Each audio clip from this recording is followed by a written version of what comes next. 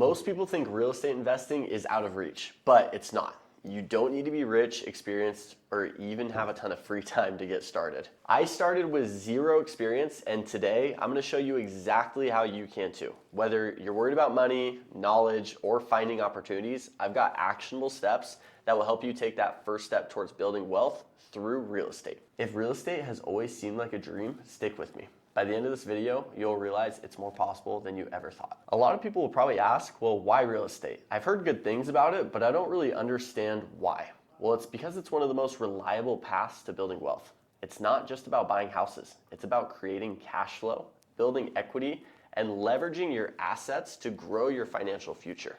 Now, my motivation, I wanted financial freedom. My first experience with buying a small property was sight unseen with no idea what I was doing.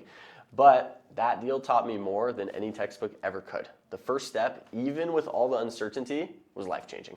Think about this. With the right strategy, your first deal can pay you monthly while also growing in value. That is the power of real estate. Now let's address the biggest myth. You need a lot of money to start in real estate. It's false. There are creative strategies to break into the market even if you don't have huge upfront capital. A really easy actionable tip is house hacking. You buy a property, you live in one part, and then you rent out the rest. That's what I did. That's how I got into my first home. And I knew, even though I had literally never seen my house in person, that because of the metrics I was basing my numbers off of, I could get in and only have to pay half the mortgage while renting my basement for the other half. Now, I did it with a conventional loan, but you can get in even cheaper with an FHA loan. You can get started with as little as 3.5% down even. Another really creative strategy is go in with a partner. If you don't have the funds, just partner with someone who does. You bring the hustle, you bring the strategy, and they bring the money. It's a win-win.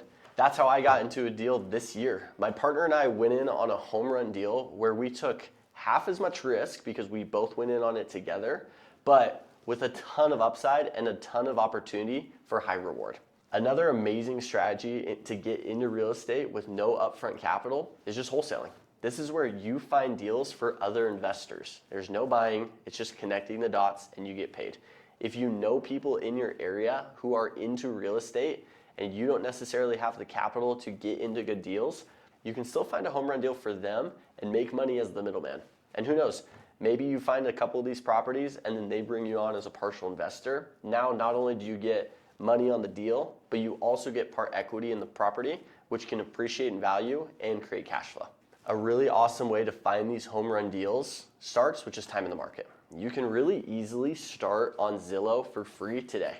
Get to know your market over 3 to 6 months and just watch prices go up and down in certain areas. Really get to know this area is a good area for cash flow, this area not so much. And then it's all about making deals happen. Sometimes you'll look at a property and say, you know, with the right numbers, this could be a home run deal. And that's when negotiation comes into play. You don't have to be a real estate investor to be able to negotiate on a property. Reach out to the listing agent, see if they're willing to sell or finance the property, see if they're willing to cut the price down, see if they're willing to cover a couple repairs that might be costly for you. You never know what they might say. Now, don't get me wrong, I'm not a wholesale expert, but what I do know is what happened to me in my life. When I came in to buy my house, it was listed at $685,000. I was only approved for $650,000, so I threw out a lowball offer at $635,000 just to see if we can maybe negotiate and meet in the middle.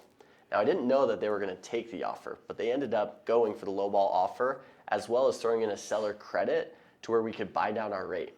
Now, in a wholesaling sense, if this wasn't my personal home that I was planning on moving into, I could have done what's called due diligence, which gives you a couple weeks to look into the property and see if there's any issues that you might want to negotiate on. A lot of people use that when buying their home to make sure they're not buying a total lemon of a house. But if you're a wholesaler, you can use those 2 weeks of due diligence to go connect the seller with a buyer. Now, if you get the home appraised, which we did, and it came back at $685,000, you can say, well, we can get this house for $635,000, we can sell it for $685,000. That means we can make $50,000 on this property. So as long as within that 2-week period, you can find a buyer who likes the property because it cash flows, it's in a good appreciating area, it's a good deal, who knows, whatever, then you could connect the seller with the buyer, you'll be the middleman, and you take home the $50,000 of equity that they walked into. The buyer gets a good deal because it's cash flowing or it's in a good appreciating area. It's a win for the seller too because they get to sell the house for what they were gonna sell it for anyway, but typically in a much quicker time because the deals can close a lot faster. And then it's a win for you because you take the equity home. Success in real estate isn't about what you know either. It's about who you know. So start networking with agents, wholesalers, and investors. Go to meetups, join Facebook groups, and just reach out to people in your area. Relationships open doors, literally. Another misconception about real estate is that everyone wants every property for themselves.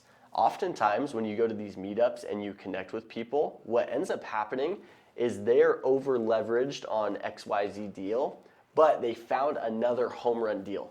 Since you've been communicating with them, since you were in their pocket, asking them the questions, they're excited to help you grow and succeed too because it will end up being good for them in the future as well. And so you might get handed a couple home run deals, not because you did anything special, or not because you found the deal yourself even, just because you were willing to ask. And people who are over leveraged already, who find home run deals, are always looking to find a buyer for those because it keeps their reputation looking good. Okay, step 1, research markets. Start by researching markets. Look for areas with population growth, job opportunities, and strong rental demands. Tools like Zillow, Realtor.com, or local market reports can give you really good insights to the market you're looking into. Step 2, understand basic metrics. Learn the basics like what ROI means, return on investment, and cash flow. ROI tells you how much profit you're making compared to what you invest. Cash flow is what's left over after all the expenses. Positive cash flow is good. That's your goal. Step 3, make your first offer. Once you find a property, don't overthink it. Make an offer. Ideally, if you've done a lot of research looking into your metrics, it really shouldn't be hard to pull the trigger. You look at your strategy and say, am I getting a good ROI? Is it cash flowing? Is it in an appreciating area? What is my cash on cash return? These are all things that you can look into when creating your personalized real estate strategy. And as long as it's hitting those metrics, you can pull the trigger on it and know it's a good deal without overthinking it. A lot of people never even make an offer because they don't see how it could make them money.